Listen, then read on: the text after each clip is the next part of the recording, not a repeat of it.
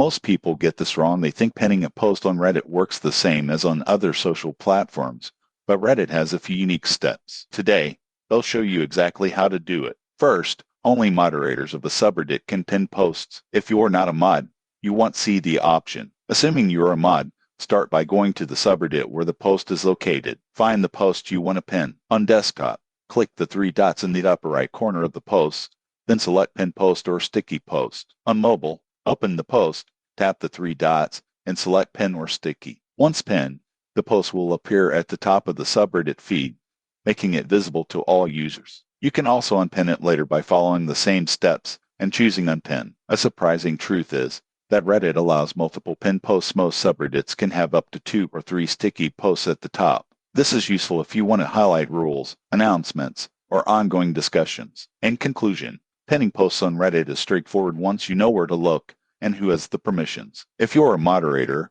this is a powerful way to control what users see first. Subscribe for more step-by-step guides on Reddit and other social platforms.